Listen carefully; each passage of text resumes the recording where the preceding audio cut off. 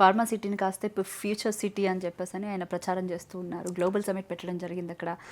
తెలంగాణ తల్లి విగ్రహం ఎంతో గౌరవంగా, అంటే తెలంగాణ వచ్చిన తర్వాత పార్టీలు ఏదైనా కావచ్చు, అందరూ కొట్లాడి తెచ్చుకున్న తెలంగాణ అప్పుడు అందరూ ఏకీభవించి పెట్టుకున్నటువంటి తెలంగాణ తల్లిని అవమానించి ఇప్పుడు కాంగ్రెస్ వాళ్ళు వేరే తెలంగాణ తల్లి కొత్త విగ్రహాన్ని రూపొందించారు.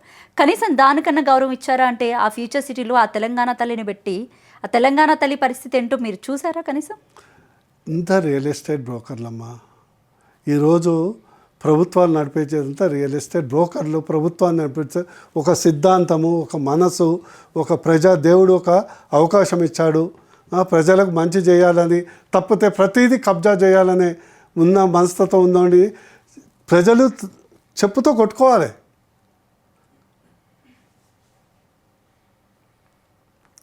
ఆ 20,000 ఎకరాలకు ఈయన దాన్ని ఫ్యూచర్ సిటీ అని దాని రియల్ ఎస్టేట్ బ్రోకర్గా మారారు. ఇదే చైనాలో అయితే అందరినీ ఉరిదీసేది వర్షం పెట్టి. అంటే మీరు అనుకుంటున్నారు అంటే గ్లోబల్ సమిట్ కన్నా ముందు జీసీసీ సదస్సు జరిగింది, మీకు తెలిసే ఉంటుంది. ఇది అంటే గ్లోబల్ క్యాపబిలిటీ సెంటర్ ఏదైతే ఉందో దానికి సంబంధించి 180 అది జరిగిన తర్వాత 180 కంపెనీలు హైదరాబాద్ వైపే చూస్తున్నాయి. త్వరలో ఇక్కడ పెట్టుబడులు పెట్టబోతున్నాయి. వరల్డ్స్ నెంబర్ 1 కంపెనీలు ఏవైతే ఉన్నాయో ఇప్పుడు లిలీ ఫార్మా కానీ, లేకపోతే ఇది బోయింగ్ కానీ, ఎయిర్ బస్ కానీ, ఇట్లాంటివన్నీ కూడా ఇక్కడ త్వరలో పెట్టుబడులు పెట్టబోతున్నాయని చెప్పేసి రేవంత్ రెడ్డి వర్గం గట్టిగా చెప్తూ ఉంది. మీరేం ఆల్రెడీ పెట్టే ఉందమ్మా. మా నియోజకవర్గంలో ఆల్రెడీ ఎయిర్ బస్ ఉన్నది, అపాచే హెలికాప్టర్ అవుతుంది ఇబ్రహీంపట్నంలో. అన్నీ నువ్వు చెప్పిన కంపెనీస్ అన్నీ ఉన్నాయి. మైక్రోసాఫ్ట్ ఉంది, గూగుల్ ఉంది, డాటా సెంటర్స్ ఉంది, ఐకియా ఉన్న దేశంలో మొదటిసారి హైదరాబాద్లో ఉంది. హైదరాబాద్ అనేది వీళ్ళు నిర్మించలేదమ్మా.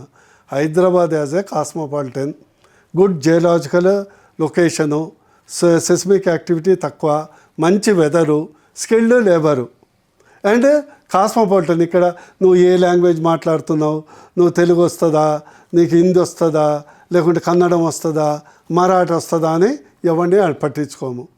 జీనోదేవు బతకని అందుకొరకు వస్తారు. ఇక్కడ ప్రభుత్వం చేయాల్సింది కేవలం ఏం చేయనక్కర్లే, శాంతి భద్రతలు, infrastructure, electricity, water supply, pollution, ఈ 5 చేస్తే చాలు. మిగతా ఏం సమ్మిట్లు పెట్టక్కర్లే. ఈ సమ్మిట్లు కేవలం వీళ్ళని ఈ రైజింగ్ కొరకు, తెలంగాణ రైజింగ్ కాదు. ఏ కంపెనీ కూడా సమ్మిట్లలో ఇన్వెస్ట్ చేయదు.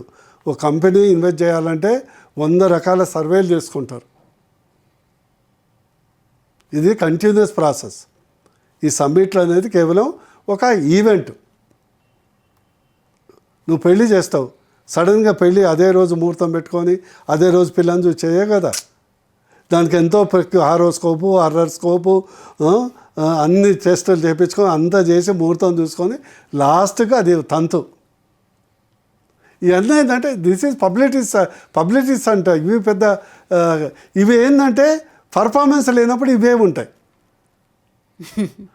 పర్ఫార్మెన్స్ ఇప్పుడు నేను అనేది 9,000 ఎకరాలు నేను మొత్తం తెలంగాణని అద్భుతంగా డెవలప్ చేసే సంపదను నువ్వు హిల్ట్ పాలసీ అని, టిల్ట్ పాలసీ అని మొత్తం కబ్జా చేయాలి.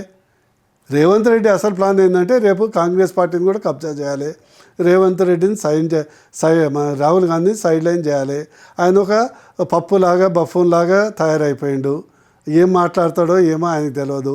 నేనే తెలివైనోడిని, ఈ డబ్బులు 1,00,000 కోట్లు నా చేతిలో ఉంటే మొత్తం దేశంలో మళ్ళీ రియల్ ఎస్టేట్ చేయొచ్చు అనేది ఏమవుతుందంటే తెలుగు వాళ్ళకి ఏమో ప్రాబ్లం తెలుసా? తెలుగు వాళ్ళకు తెలంగాణలో ప్రత్యేకంగా చేతిలో పైసలు ఉంటే ఆగరు, చేతిలో తూటా ఉంటే ఆగరు. ఈ 2 ఉంటే అసలు ఆగరు. ఈ హిల్ట్ అంటే Hyderabad industrial land transformation policy ఏదైతే ఉందో దీనికి సంబంధించి అంటే ఆ ఏరియా అంతా ఈ 2,993 ఎకరాలు, 9,272 9,293 ఎకరాలు. ఓకే, 72 ఎకరాలు ఏదైతే 92-72 గుర్తుపెట్టుకో. 92-72 okay sir, sorry. Okay, so ఈ హిల్ట్ పీ పాలసీ విషయంలో ఈ 92-72 ఎకర్స్ ఏదైతే ఉందో, సో దీనికి సంబంధించి ఇది ట్రాన్స్ఫార్మ్ అవ్వడం వల్ల అంటే ఇక్కడ ఉన్నటువంటి లివింగ్ పీపుల్ ఎవరైతే ఉన్నారో వాళ్ళ మీద ఏమైనా ఎఫెక్ట్ అయ్యే ఛాన్స్ ఉందంటారా? చాలా ఉంటుందమ్మా. బేసికలీ ఆల్రెడీ ఢిల్లీ ఎట్లా ఉంది, ఒక నరక కూపంలాగా ఉంది. అవును. మొత్తం పొల్యూటెడ్. పొల్యూటెడ్ అయిపోయింది. రేపు హైదరాబాద్ కూడా అట్లనే అవుతుంది. So we need a balance. ఇప్పటికే మనకు ఇదివరకు హైదరాబాద్ మేము స్టూడెంట్ ఉన్నప్పుడు కానీ గతంలో కానీ ఎయిర్ పొల్యూషన్ లేకుంటుండే. ఇప్పుడు ఎయిర్ పొల్యూషన్ పెరిగింది. 50, 60, 70 ఫ్లోర్స్ ఇస్తున్నారు. ఇదేమన్నా హాంకాంగ్ కాదు కదా, సింగపూర్ కాదు కదా, మాకు మస్తు ల్యాండ్ ఉంది. ఇది కేవలం real estate brokers, real estate ఈ క్యాపిటలిస్టులు వీళ్ళు చేసే దందా. ఎందుకంటే లంగ్ స్పేస్ కాపాడుకోవాలి. ప్లస్ ఇక్కడ మిడిల్ క్లాస్, నేను చెప్పాను కదా, మిడిల్ క్లాస్ వచ్చే ఆదాయాన్ని ఇప్పుడు సపోజ్ 6 లక్షల కోట్లు, 3 lakhs crores use for a public welfare, 3 lakhs use for the state welfare.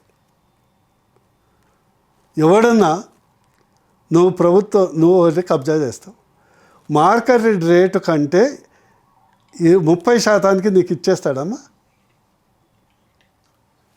Registration value, market value కూడా కాదు, రిజిస్ట్రేషన్ వాల్యూలో 30%కి నీకు ఇచ్చేస్తుండు. అసలు ఎక్కడైనా ఉందా? లేదా బహిరంగ వేలం వేస్తారు, ఓపెన్ ఆక్షన్ చేస్తారు. ల్యాండ్ పూలింగ్ ఏమైనా జరుగుతుంది అంటారు ఇక్కడ? ల్యాండ్ పూలింగ్ కాదు కదా, they want to give it to all the owners. Basically ఏమైంది, ఈ ముఖ్యమంత్రి గారి కుటుంబం, పెద్ద పెద్దోళ్ళు, తిమింగలాలు అందరూ ఆ యొక్క ఇండస్ట్రియల్ ఎస్టేట్ ఏవైతే ఉన్నాయో, బాలనగరు, కాటాదాను, ఈ సూరారము, ఇవన్నిటిని వీళ్ళందరూ ఆల్రెడీ ఎంఓయూలు చేసుకున్నారు. మీకు 1/3 గవర్నమెంట్ రేట్ కంటే 1/3 మీ పేరు మీద ఇస్తాం. మీరు ఇచ్చింది మళ్ళీ మాకు 50% డెవలప్మెంట్ మనం కలిసి చేసుకుందాం. అంటే 100 రూపాయల ప్రాపర్టీ మార్కెట్లో అది 1000 రూపాయలు ఉంటుంది. 100 రూపాయలది 330 రూపాయలకు నీకు ఇస్తాము. మనం ఇద్దరం కలిసి మళ్ళీ డెవలప్ చేసుకుంటుంది. Already back and inside trading మొత్తం అయిపోయినాక ఎవరన్నా అందరూ నోటికి ఏదో సర్జరీ చేసి సీల్ చేసినట్టు గప్ చెప్పిన ఉన్నారు. అంటే దీంట్లో అందరు భాగస్వాములే కదా. నేననేది ప్రజల సొమ్ము ప్రజలకు చెందాలి, ప్రజల వెల్ఫేర్ చేయాలి. హాస్పిటల్స్, లేకుంటే విద్యాలయాలు, లేకుంటే ఆ 6 lakhs కోర్సు మనం జనరేట్ చేసి మాకు రేపు మొత్తము ఒక 50,000 కోట్లు పెడితే విద్యాలయాలు, హాస్పిటల్స్ డెవలప్ అయిపోతాయి. అదేవిధంగా మనకున్న 8 లక్షల కోట్లలో కనీసం 2-3 లక్షల కోట్ల అప్పు తీర్చవచ్చు, ఇన్ఫ్రాస్ట్రక్చర్ పెంచవచ్చు. అండ్ మిడిల్ క్లాస్కు ఏదైతే హౌసింగ్ ఉందో విత్ ఇన్ ద సిటీ, ఇప్పుడు 100 ఎకరాల్లో ఎవరికైనా డెవలప్మెంట్ ఇస్తే 50 acres వాడు డెవలప్ చేసి ఇస్తాడు. గవర్నమెంట్ ₹1 ఖర్చు లేకుండా దాదాపు అందరికీ ఇండ్లు ఇవ్వచ్చు. సిటీ లోపల చెయ్యదు. ఎందుకంటే వీళ్ళు బకాసురుల కంటే బకాసురులు అయిపోయినారు.